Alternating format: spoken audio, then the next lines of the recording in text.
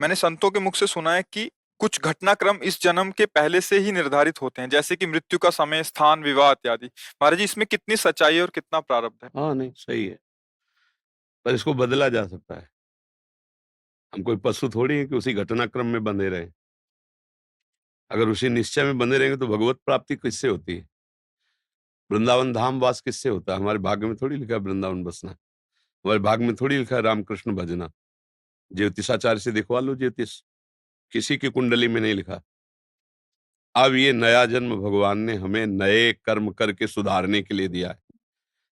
अगर हम भजन करें भगवान का तो हम सारे कर्मों को भस्म करके इसी जन्म में भगवान में लीन हो सकते हैं, भगवत प्राप्ति कर सकते हैं।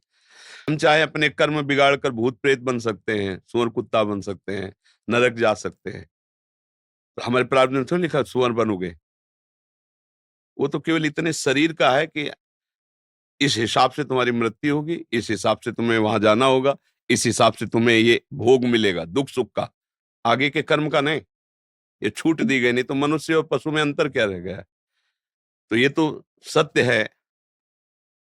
सुनो भरत भावी प्रबल, बिलखि कहो मुनिनाथ, हानि लाभ जीवन मरण, जस अपजस विधि हाथ।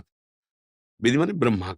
जो ब्रह्मा ने लिख दिया छठी राव के अंक, राय घटे न तिल बढ़े, रहुरे जीव निसंग। ये किसके लिए लिखा है? दुख सुख भोग के लिए। अगर दुख सुख भोग के लिए हम लेके बैठ जाते हैं तो हम में और पशु में अंतर नहीं।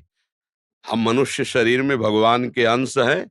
हम इस दुख सुख की परंपरा को नष्ट करेंगे, मिटा देंगे इस दुख सुख की परंपरा को, और इसी जन्म में भगवान की प्राप्ति करेंगे। हम अपने नए भाग्य की रचना करेंगे। इसी जन्म में हम कर सकते हैं, सुअर कुत्ता बन के नहीं, अन्य जीव पक्षी बन के नहीं, मनुष्य शरीर बन करके। समझ रहे ना? हाँ, जो चाहो कर सकते हो।